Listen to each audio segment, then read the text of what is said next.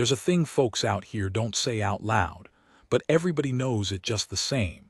The desert keeps a tally of the men who come west soft and leave hard, of the women who get sent for like a sack of seed corn and arrive carrying more than anybody bargained for, of the children nobody wanted to count because counting them meant admitting what was done to get them orphaned. I keep my own tally, always have. Little leather book, pencil stub gone down to nothing, and a broke pocket watch I wind anyhow because my hands need something to do. I wrote down the day the stage came in with Tom Castell's mail-order bride, because I figured it'd be a small thing, a line, a date, a name.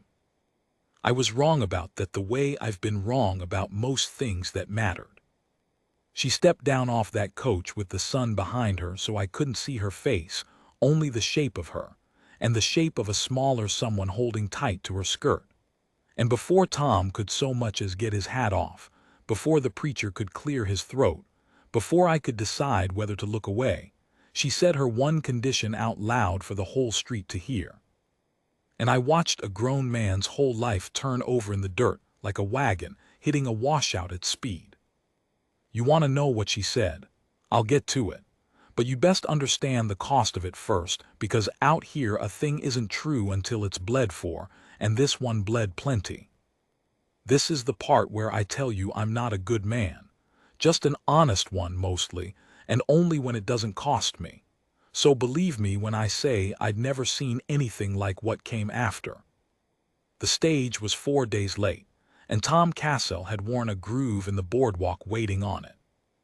I watched him do it from the shade of the feed store, where a sensible man stays in July. Back and forth, boot heels knocking.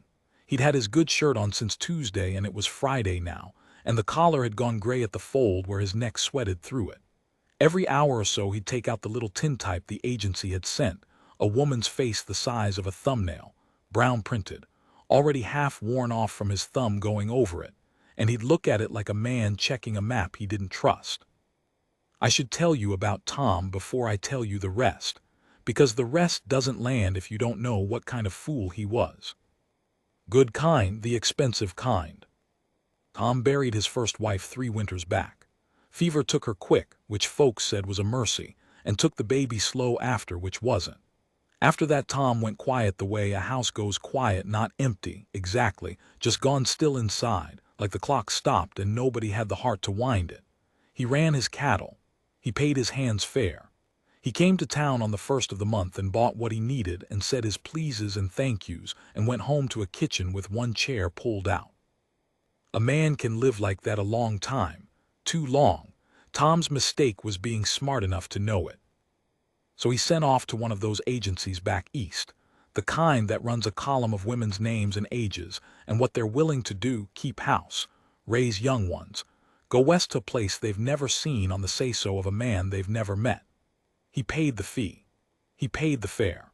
$41 and the price of a coach seat from Missouri, which out here is most of a steer, and he paid it gladly because $41 against the rest of your life alone is no kind of arithmetic at all. Her name was Ada Brennan, widow the agency said, 29, good health, sound teeth, can cipher and read, willing. That last word does a lot of work in those columns, willing, like a horse. I've thought about that word a good deal since. The coach came in on a Friday with the sun straight overhead and mean about it. You heard it before you saw it, the rattle and the jingle and the driver swearing at the leaders. And then it swung round the bend past the livery, and Tom stopped his packing all at once and stood like a fence post, somebody just driven in. I came out into the street. I'll be honest, I came out to gawk. Everybody did.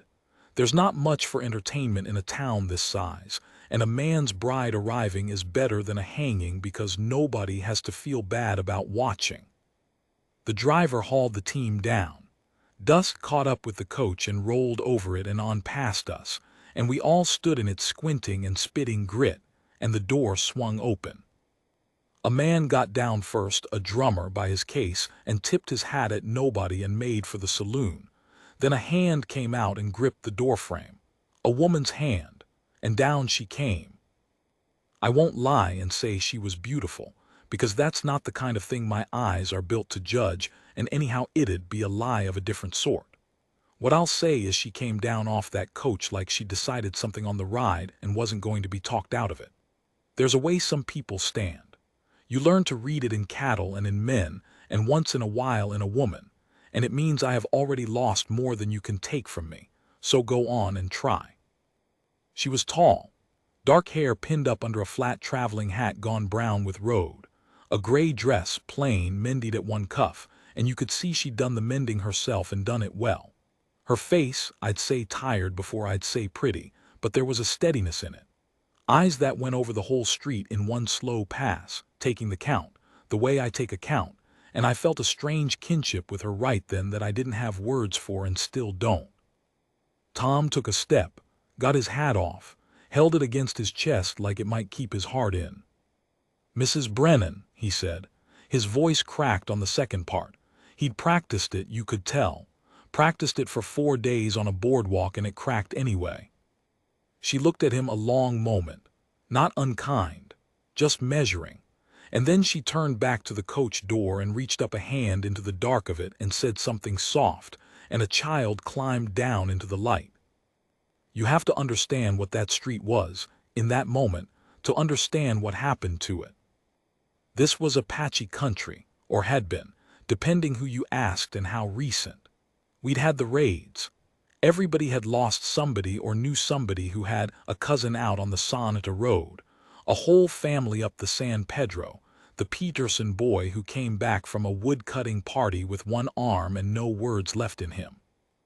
The army chased and the Apache scattered and came back and scattered again. And in between, the newspapers printed things that made grown men keep loaded guns by the door and made grown women hate with a clean white heat that didn't have any bottom to it.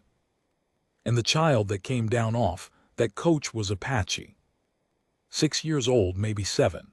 Hard to say with a hungry child. Black hair cut blunt at the jaw, and she'd been dressed careful in a settler girl's pinafore that didn't fit her right, like somebody tried to disguise her and given up halfway. She had Ada's hand in both of hers, and her eyes did the same thing Ada's had done, went over the street in one pass, except where Ada's count was what can these people take from me, the child's was which one of these people will hurt me first. I have seen a lot of looks on a lot of faces, that one I carry. The street went so quiet you could hear the coach horses blowing. Then somebody, Hetty Combs, it was, the dressmaker, a Christian woman who'd buried a brother to the raids, said the word.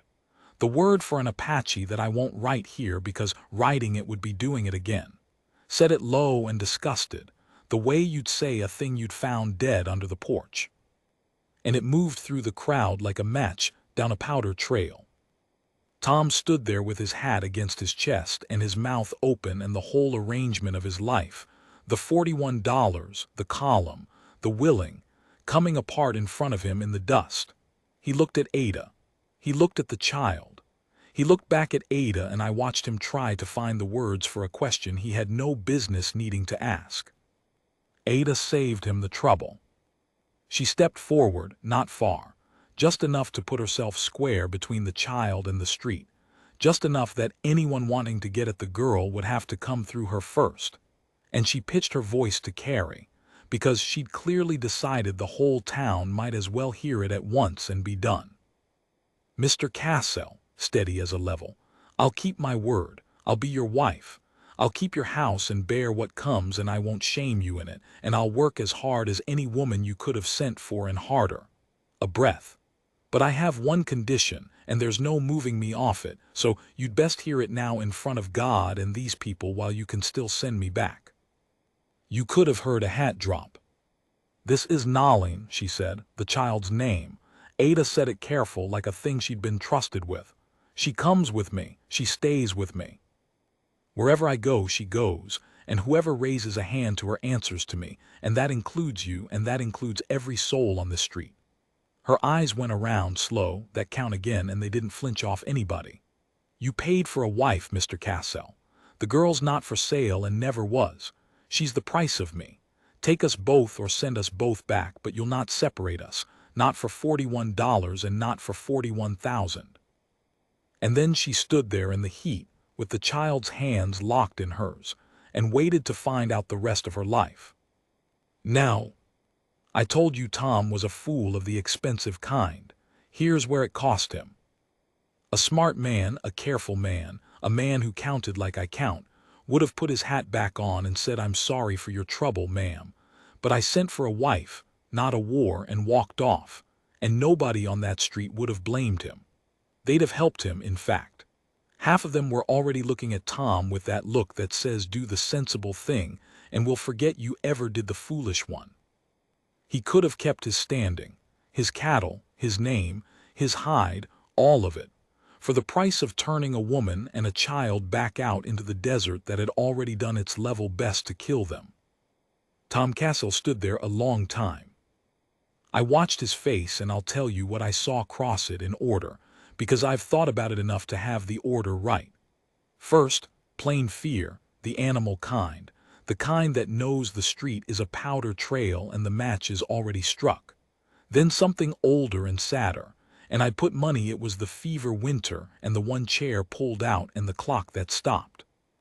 Then, and this is the part I didn't expect, a kind of tired wonder, like a man who's been handed exactly the impossible thing he didn't know he'd been asking for.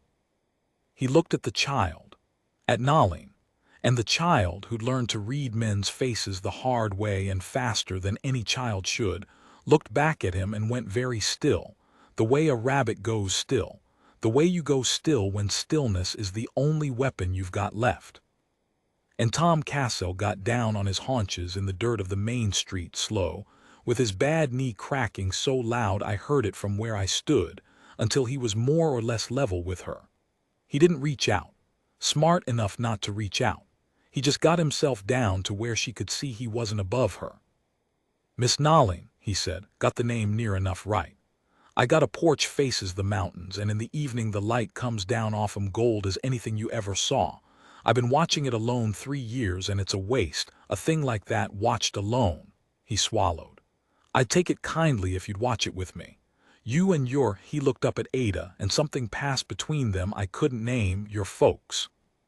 Then he stood, knee cracking again, and put his hat on, and turned to face the street that wanted blood, and I watched a quiet man find out he had iron in him he'd never spent. "This here's my wife," Tom said, loud, "and my girl. Anybody's got a quarrel with that can bring it to me direct, sober, and one at a time. Hetty, you put your tongue back in your head. The rest of you got nothing better to do than burn in the sun. I got a ranch needs hands, and I'm hearing." Nobody said anything. Nobody moved for a second. Then the crowd did what crowds do, which is come apart slow and grumbling into the parts it's made of, and the parts went back to their business muttering, and a few of them gave Tom a look as they went that told me plain this wasn't over. This was just put off, and the putting off would cost more than the thing itself. I stood in the street with my tally book in my pocket, and I did not write anything down. Couldn't have told you the date right then if you'd held a gun on me. Tom got Ada's trunk down himself, waving off the driver, and loaded it in the back of his wagon. He helped Ada up to the seat and then, careful like she might break or bolt, lifted the child up beside her, and she let him, which I think surprised them both. He climbed up and took the lines. And just before he clucked the team on, Ada turned around on the wagon seat and found me. Of all the people on that street, I don't know why, maybe because I was the only one not looking at her like meat or a problem. And she said, quiet just to me, "You're the one keeps the book." Not a question. She'd seen me writing on stage days before, must have, the way she saw everything. Write down it was witnessed. Write down he didn't have to, and he did. Someday somebody'll want to know, and these, a tilt of her head at the dispersing town, these'll remember it wrong on purpose. Then the wagon pulled out and left me standing in its dust with my pencil already moving. That's the first part. The part everybody in town would tell you more or less, though they'd tell it wrong on purpose like she said. The arriving, the condition, the fool who said yes. What they wouldn't tell you couldn't, because they weren't out at the Castell place the way I was. hired on that very week because Tom meant what he said about needing hands and nobody else would take his money now. What they wouldn't tell you is what it costs to keep that yes. Because saying yes on a Friday in the sun is the cheap part. The bill comes due slow, out where the light goes gold off the mountains, in the long evenings with the doors locked and the men coming. I'll tell you about that. But first you'd best know how a child like Nahleen comes to be holding a white widow's hand on a stagecoach in the first place. Because Ada told me, eventually, one bad night, and it's not a thing I can leave out, much as I'd like to. The first week was quiet, and the quiet was the lie that let us forget to be afraid. I'd hired on as a hand, but the truth is Tom kept me close to the house more than the herd, and we both knew why and neither of us said it. A man and a woman and a child alone out there, 8 miles from town with the nearest neighbor 4 more past that, that's a long way for trouble to have to ride, which folks think means safe, and actually means nobody hears you. Ada was as good as her word and then better. She had that house turning over inside 3 days.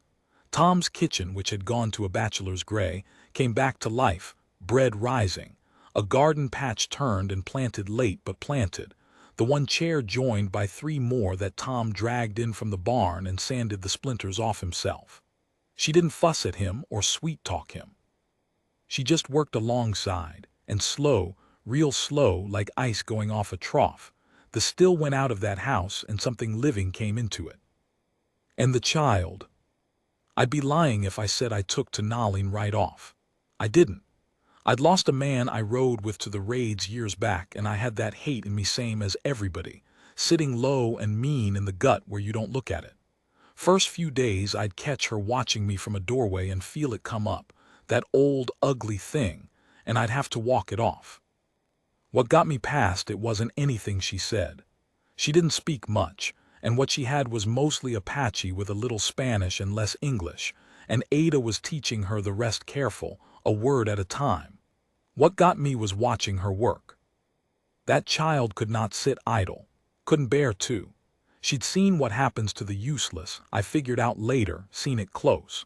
So she made herself useful in 100 small fierce ways, hauling kindling near as big as she was, shelling beans till her little fingers cramped, learning the chickens' ways faster than I ever had. And once, the second week, I watched her find a wren with a broke wing out by the woodpile, and she sat with it cupped in both hands for the better part of an hour, just keeping it warm, just being still and gentle with a thing smaller and more broke than she was. I don't know why that did it, but I came around the corner of the barn and saw her there, this Apache child the whole territory wanted dead, holding a hurt wren like it was the most precious thing God ever made, humming to it low in a tune I didn't know, and the hate just went out of me. Drained right out my boots into the dirt. Wasn't a decision. It just left, the way a fever breaks, and what was under it was shame, and under the shame, finally, something better. I started teaching her English after that, quiet so as not to make a thing of it. She learned wren first, then thank you, which she said to me grave and careful like it cost her, and maybe it did. That was the good part of the second week. I'm telling you the good part first because the rest is hard, and you should have the wren in your head while I do. The men came on a Thursday. There'd been signs all week if you knew to read them, and I did, and Tom did, and we told Ada, who'd nodded and said nothing and started keeping the shotgun behind the kitchen door. Looks in town gone harder. The Combs woman whispering. A circuit rider had preached a sermon, somebody said, about the wages of mixing with the heathen, and named no names but didn't have to. Hate needs a permission, that's the thing. It'll sit low and mean in a man for years and never do a thing till somebody up and tells it it's righteous. Then it stands up and puts its boots on. They came at dusk, when the light was going gold off the mountains just like Tom had promised the child, 6 of them on horseback with their hats low and their faces wrapped, which told you they knew it was wrong even as they did it, because a man proud of a thing shows his face. I knew most of them anyhow by their horses.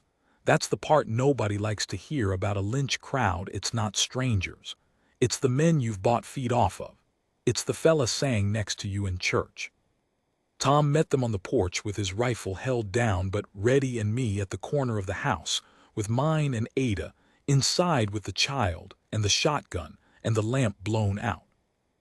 The one out front did the talking. I'll not name him. His widow still lives in town and she suffered enough for what he was. He said his piece, that the girl wasn't natural, that she'd bring the others down on all of us, that they'd seen what Apache do and weren't about to bed down next to one, that Tom could come away clean if he'd just hand her over, no harm to him, just the girl, just the one girl, like that was nothing, like a child was a thing you could subtract from a sum and call it square. "She's 7 years old," Tom said. "She'll grow," the man said. "And I have heard a lot of evil, but I've not heard worse than that, said so flat, said so reasonable. Here's where I tell you about the heavy thing. The morally heavy thing, like the column asks for, except it wasn't a column out there.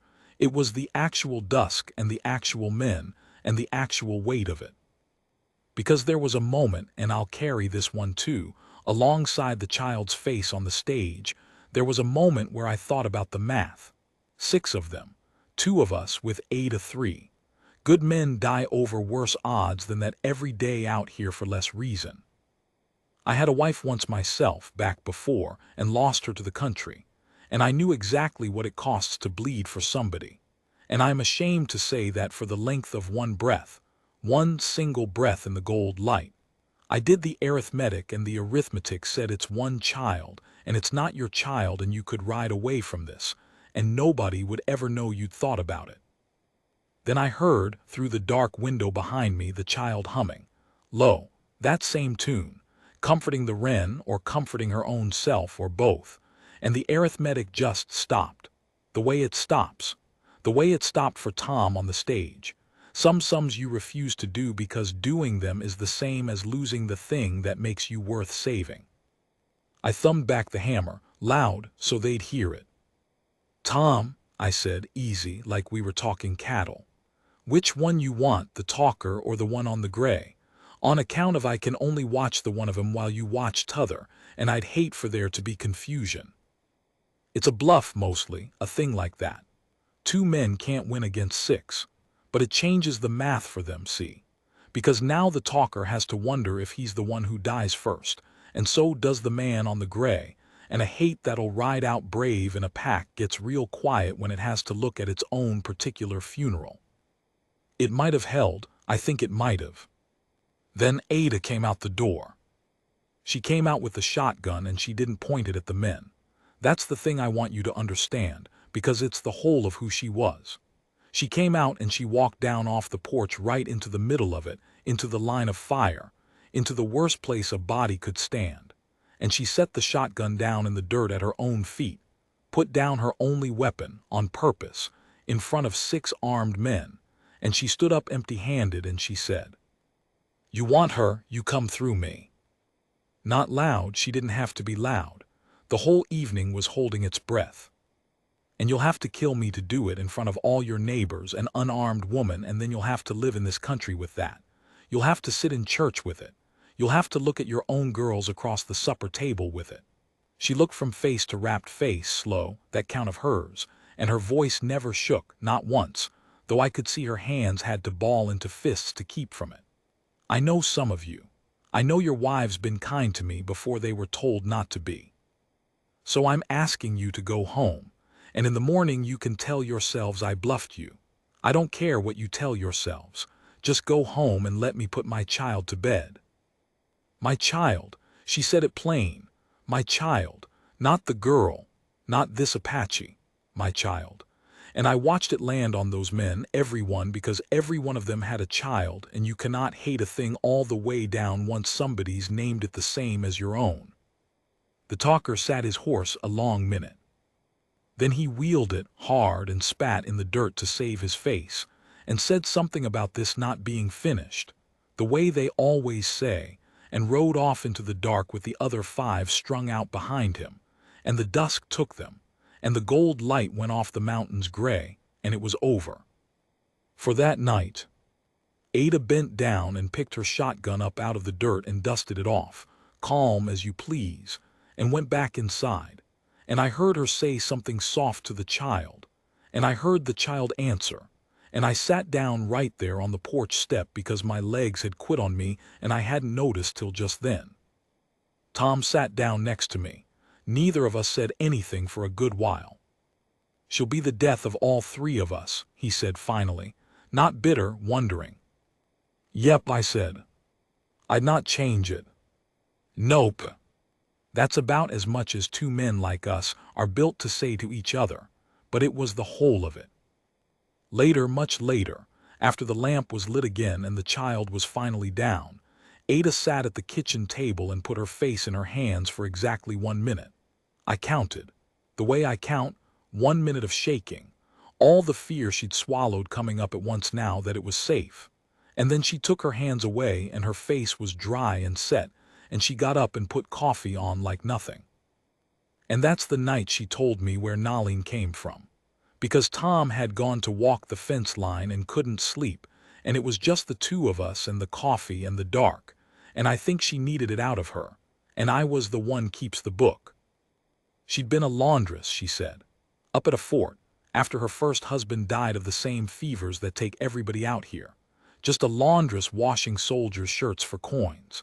And one day a column came back from the field, came back loud and drunk on it, and they had with them what they'd taken from a camp they'd struck at dawn. A camp, she said, of mostly women and old ones and children because the men had been away, which the column knew, which was why they'd struck at dawn. There'd been a word for it in the reports, a victory. And in the back of a wagon, under a tarp, half froze and not making a sound because she'd already learned not to, was a child of about 5. "We're going to send her to one of the schools," Ada said. "The Indian schools," she meant, where they cut the children's hair and beat the language out of their mouths, and sometimes the children died of the grief of it, and sometimes they just disappeared into the records and nobody ever knew. Or worse, there was talk of worse, from some of the men. She turned her coffee cup around and around on the table. "I'd lost my own. Did I tell you that? Before the fever took my husband, the fever took our baby. Same as your Tom. So I knew what worse looked like, and I knew what a child's grief sounds like, and I'd swore I'd never sit by quiet for either one ever again as long as I lived."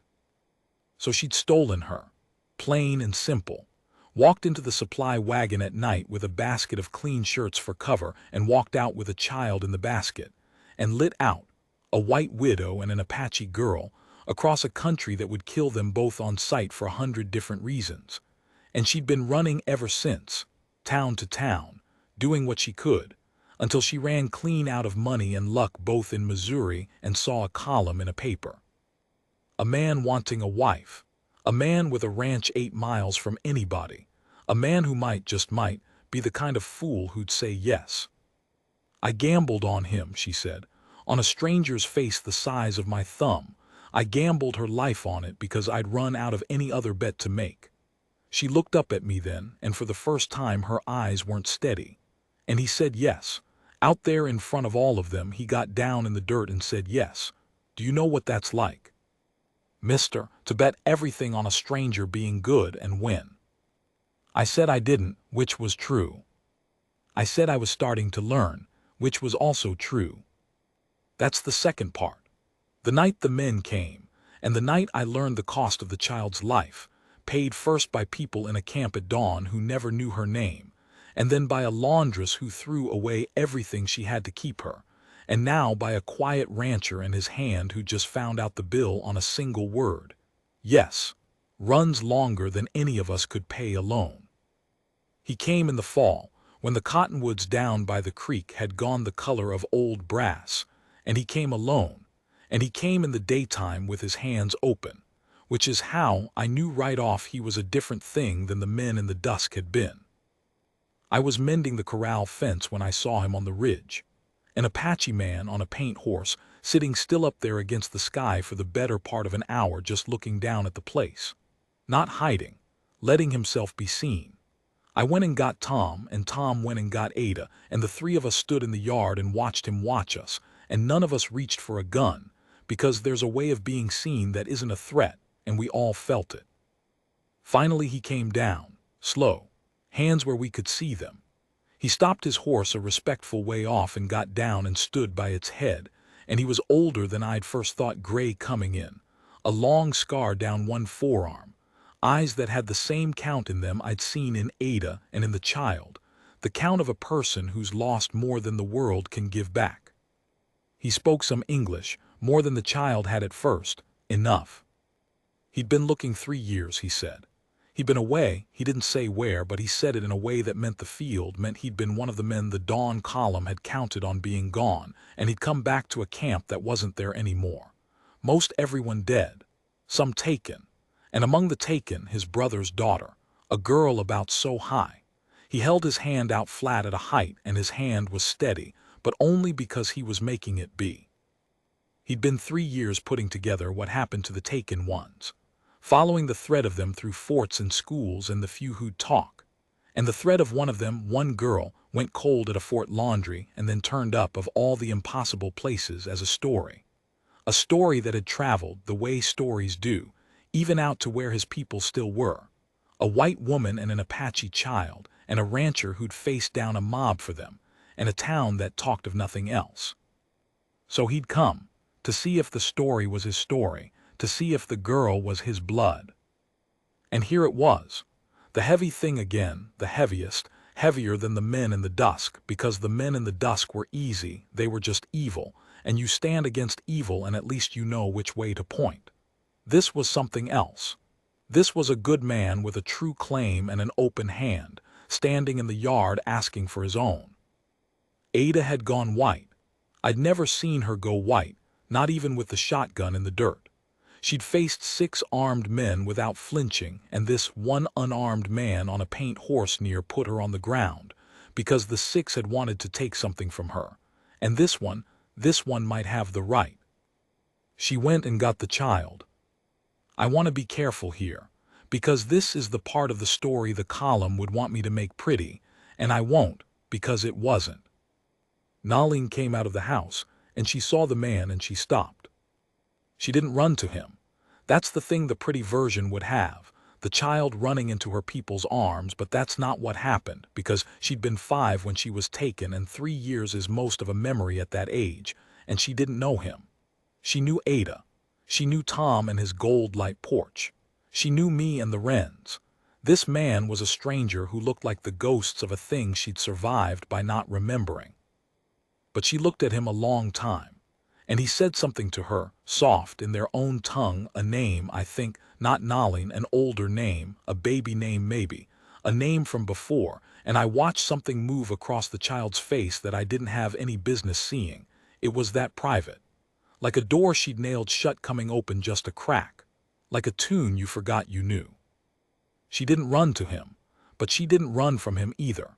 She stood there in the brass-colored afternoon caught between 2 whole lives, and she was 7 years old, and nobody should ever have to stand where she was standing. The man looked at her and looked at Ada, and I watched him understand the whole of it in about 3 seconds. That the child didn't know him, that the child was loved here, that he'd ridden 3 years to find his brother's daughter, and what he'd found was a different child than the one taken. A child made partly out of a white widow's stubborn love and a fool rancher's gold light porch. And here is the thing I'll never get over, the thing I'd put against the child's face on the stage, and Ada's shotgun in the dirt as the third thing I carry. He didn't take her. He could have. By any law that means anything, by blood and by right and by every wrong that had been done to put that child in that yard, she was his to take, and there wasn't a thing the 3 of us could have done that would have been just. And we knew it. Ada knew it most of all, I think. She'd stolen the child once to do right, and she knew better than anybody that doing right by stealing has a way of becoming the very thing you stole her from. The man stood there a long time. The cottonwoods made their dry paper sound in the wind. Then he asked Ada a question. Just one. He asked, and his English came careful, and I think the care was him holding himself together. He asked if the child was happy. Ada couldn't speak. She nodded. He asked if she was safe. Ada, who'd faced down 6 guns to make her safe, who'd thrown away her whole life twice over for it, Ada had to look away to answer that one, because the honest answer was as safe as an Apache child can ever be in this country, which is not safe at all, which is barely safe, which is safe only as long as a quiet rancher and his hand are willing to keep dying a little every night to make it so. And she couldn't say all that, so she just nodded again, and the nod had a flinch in it. And the man saw the flinch. He was quiet a while more. Then he said, and I wrote this down word for word that night in the book, so I'd have it right forever, he said. I cannot take her to where I am going. Where I am going is hunted. He looked at the child. She has a name from her mother. I will tell it to you so it is not lost, and I will come when I can, if I can, to see that the story stays true. But I will not take her from a place where she is loved into a place where she will be hunted. I have buried enough children. He stopped. His hand wasn't steady anymore. I will not bury her too by saving her. And he told Ada the name. Said it 3 times slow so she'd have it. The child's mother's name for her, the name from before the dawn, and Ada said it back until she had it. And the child watched her 2 mothers, the one in the ground and the one in the yard, pass her true name between them like the only inheritance left of a whole burned world. Then the man got back on his paint horse. He looked at the child one more time. He didn't say goodbye, not the way we say it. He said something else low in their tongue, and the child, and this is the part the pretty version would kill for and didn't deserve, the child raised her hand. Just raised her small hand to him, not waving. Just raised it, palm out, the way you'd answer a thing you understood without words. And he raised his back. And he rode up the ridge and sat against the sky one more long moment.